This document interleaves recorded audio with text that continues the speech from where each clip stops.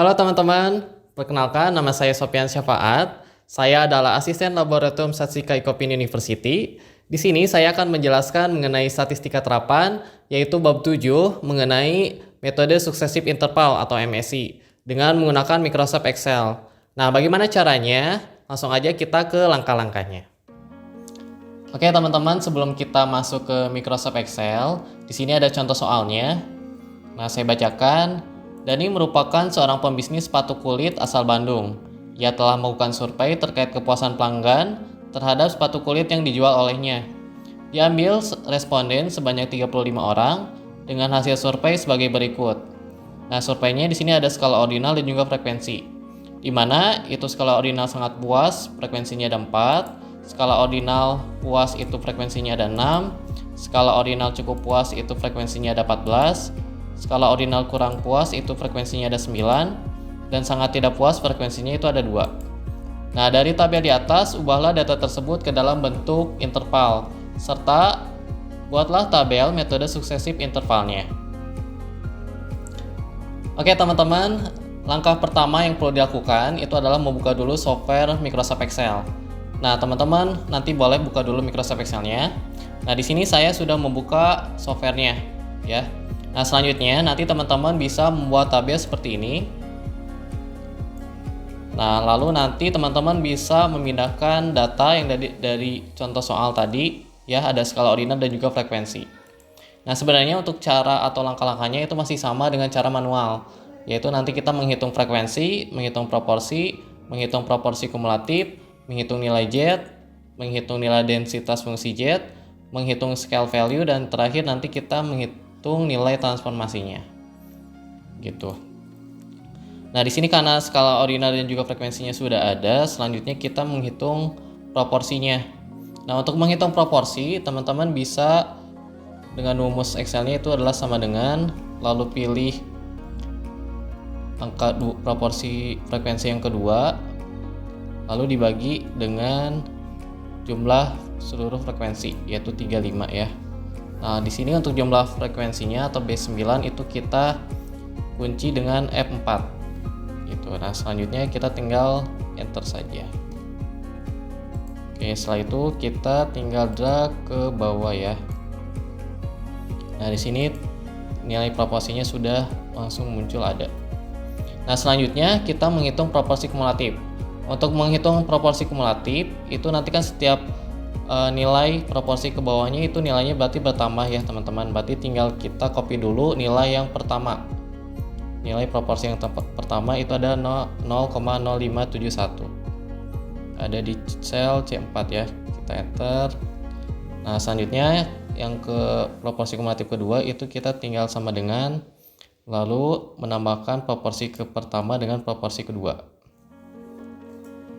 Berarti di sel D4 dengan proporsi yang kedua ya, di C5. Kita enter. Nah selanjutnya sisanya itu tinggal di drag ke bawah. Nah nanti di proporsi kumulatif yang kelima itu pasti nilainya adalah 1 gitu ya. Oke teman-teman, selanjutnya kita akan menghitung nilai Z. Nah untuk menghitung nilai Z, kita perlu menggunakan rumus if ya. Nah untuk rumusnya teman-teman bisa ikuti. Di sini kita tekan sama dengan, langsung ke rumus if. Rumus if. Nah jika D4 itu sama dengan 0, itu nanti hasilnya harus kosong ya teman-teman. Nah selanjutnya titik 2 lagi, kita masukkan fungsi if lagi. Fungsi if jika D4 itu sama dengan 1, itu nanti hasilnya harus infinity ya, atau tidak terhingga teman-teman kalau 1 ya. Nah sisanya kita menggunakan rumus norm shift.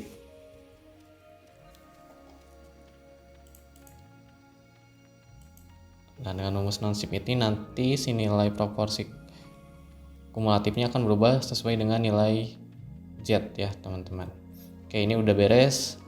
Nanti terakhirnya teman-teman bisa kasih kurung 3 kali gitu ya. Ini rumus lengkapnya kayak gini. Oke, langsung kita enter.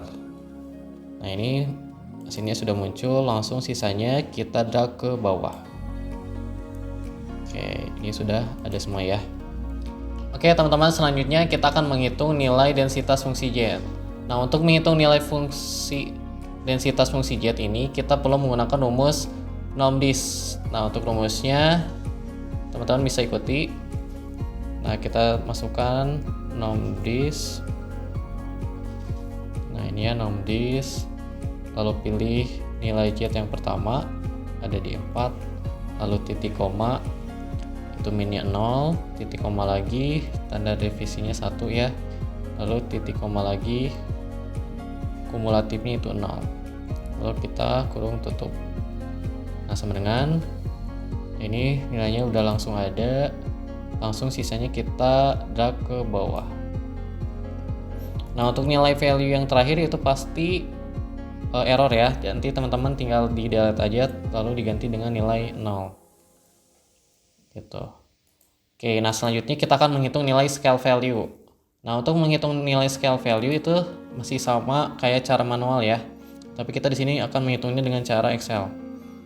Oke, yang pertama itu sel pertama kita 0 dikurangi dengan nilai densitas yang pertama, lalu kurung tutup dibagi dengan nilai proporsi yang kumulatif yang pertama itu dikurangi dengan 0, lalu kurung tutup lagi. Ini untuk yang pertama ya teman-teman. Lalu klik enter. Nah, ini nilainya udah ada. Nah, untuk nilai scale value yang kedua itu rumusnya beda lagi ya, karena itu scale value yang pertama kita harus dengan 0 ya teman-teman. Kalau scale value yang pertama, yang kedua itu bisa dengan nilai densitas dan proporsi kumulatif yang satu dan kedua. Nah, ini sama dengan kita masukkan nilai densitas yang pertama dikurangi dengan nilai densitas kedua, lalu dibagi, kurang buka lagi, lalu proporsi kumulatif yang kedua dikurangi dengan proporsi kumulatif yang pertama. Oke, lalu kita enter. Nah, sisanya tinggal kita drag ke bawah. Oke, nah ini nilai scale value-nya udah ada semua ya, kayak gitu. Oke teman-teman, selanjutnya kita akan menghitung nilai terakhir yaitu nilai transformasi. Nah, untuk menghitung nilai transformasi, teman-teman perlu mencari dulu scale value terkecilnya. Nah, untuk mencari scale value terkecil itu teman-teman bisa menggunakan rumus atau fungsi min. Nah, ini kita sama dengan lalu min ya. Pilih kolom scale value-nya. Kita blok ini, lalu kurung tutup, lalu di enter. Nah, ini sudah dapat ya. Untuk scale value terkecilnya itu adalah minus 2,0063. Nah, selanjutnya kita mencari Y. Nah, untuk mencari Y, teman-teman bisa menggunakan rumus sama dengan lalu 1 ditambah dengan ABS. ABS masukkan masukkan sel value terkecilnya. Oke, lalu di enter. Nah, ini nanti nilainya itu adalah 3,0063. Nah, untuk nilai transformasinya berarti nanti teman-teman tinggal menambahkan nilai scale value yang pertama dengan nilai Y-nya. Berarti teman-teman bisa masukkan sama dengan lalu pilih scale value yang pertama itu ada di sel G4 ditambah dengan nilai Y-nya. Nilai Y-nya itu ada di B13 ya. Nah, di sini untuk nilai Y-nya itu kita perlu kunci ya, biar tidak lari kemana-mana. Lalu di enter. Ini udah ada hasilnya 1, sisanya tinggal teman-teman drag ke bawah. Oke, nah ini udah ada ya nilai-nilainya. Hampir sama dengan yang ada di modul ya, cuma beda komanya dikit-dikit begitu. Nah, jadi sudah dapat nih teman-teman ya, nilai intervalnya adalah ini gitu ya. Jadi dari skala ordinal ke skala interval gitu.